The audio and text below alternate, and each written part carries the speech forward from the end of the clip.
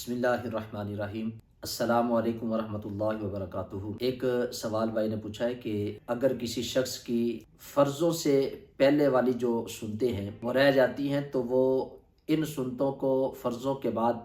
کس وقت پڑھے گا، اس کا جو طریقہ ہے وہ ہمیں بتا دیں۔ اس بات کو اپنے ذہن کے اندر رکھیں کہ فجر کی نماز سے پہلے 2 سنتیں یہ سنت موقدہ ہیں، ظہر سے پہلے 4 سنتیں جو پڑھی جاتی ہیں یہ بھی سنت موقدہ ہیں، عصر سے پہلے اور عشاء سے پہلے جو 4 سنتیں پڑھی جاتی ہیں یہ سنت غیر موقدہ ہیں۔ اب اگر کوئی بندہ فجر کی نماز میں حاضر ہوتا ہے، یعنی جماعت کے ساتھ نماز پڑھنے کے لیے مسجد میں آتا ہے اور جماعت سے وہ پہلے آ جاتا ہے تو وہ آرام سے سنتیں ادا کرے، سنتے ادا کرنے کے بعد پھر وہ جماعت کے ساتھ نماز ادا کرے۔ ہاں، اگر کوئی شخص اس وقت پہنچتا ہے کہ جب وہ مسجد میں آیا تو جماعت کھڑی ہو چکی ہے، اب اس بندے کو اگر اس بات کا یقین ہے کہ وہ جماعت کے ساتھ اگر قعدہ اخیرہ جو ہے قعدے میں بھی وہ بندہ جماعت کے ساتھ مل سکتا ہے تو اس کے لیے علماء نے لکھا ہے کہ وہ سنتیں پہلے ادا کر لے، یعنی اگر جماعت اندر والے حال میں ہے تو باہر سنتیں ادا کرے، تو سنتے ادا کرنے کے بعد وہ جماعت کے ساتھ مل جائے اگر اسے یقین ہے۔ اور اگر اسے اس بات کا یقین نہیں کہ وہ سنتے ادا کرتا ہے تو جماعت گزر جائے گی، تو پھر اس صورت میں وہ بندہ پہلے کیا کرے گا کہ جماعت کے ساتھ ملے گا، جماعت کے ساتھ نماز ادا کرنے کے بعد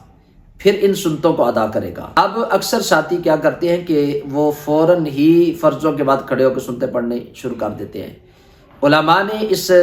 کے متعلق یہ لکھا ہے فجر کی سنتوں کے حوالے سے کہ اگر کسی بندے کی جماعت سے پہلے سنتے ادا نہیں ہوتی، وہ نہیں پڑھ سکا،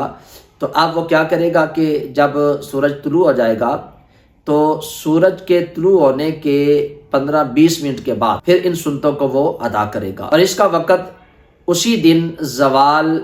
کے وقت تک ہے، یعنی زوال سے پہلے اگر وہ سنتے پڑھ لے گا تو اس کی سنتیں ہو جائیں گی، اگر زوال سے پہلے وہ ادا نہیں کر پایا تو پھر اس کی سنتیں وہ رہ جائیں گی، پھر ان کو ادا نہیں کرے گا۔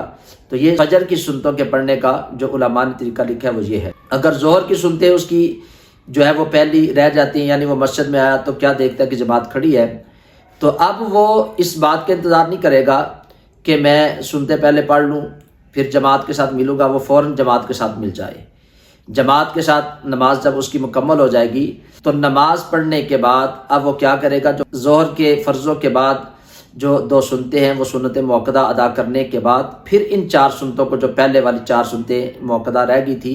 ان کو ادا کرے گا، پھر اس کے بعد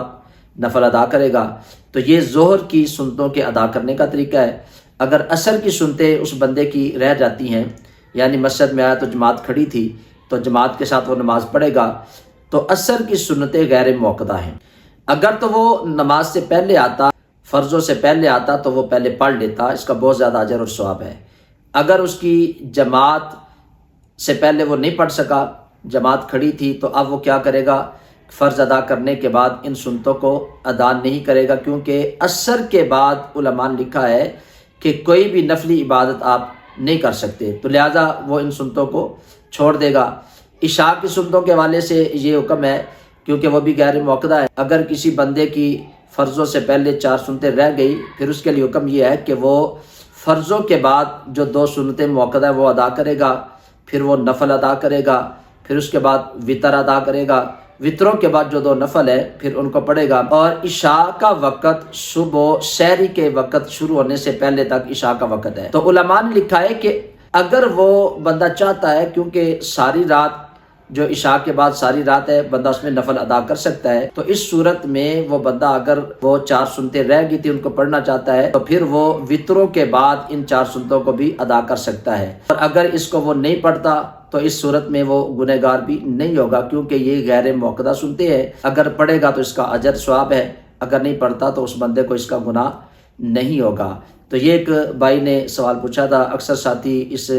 کے متعلق پریشان ہوتے رہتے ہیں کہ ہم نے ان کو کیسے ادا کرنا ہے، تو یہ شرعی مسئلہ جو تھا وہ میں نے آپ کے سامنے اس کو بیان کر دیا ہے۔ اللہ تعالی ہم سب کو اس کے مطابق عمل کرنے کی توفیق عطا فرمائے۔ ویڈیو کو تمام ساتھی آگے بھی شیئر کر دیا کرے، جو اس چینل پہ نئے ہیں میں ان سے بھی گزارش کروں گا چینل کو بھی سبسکرائب کرے، بیل آئیکن کے بٹن کو بھی ضرور دبا دے۔ اللہ تعالی ہم سب کا ناصر ہو۔ السلام علیکم ورحمۃ اللہ وبرکاتہ۔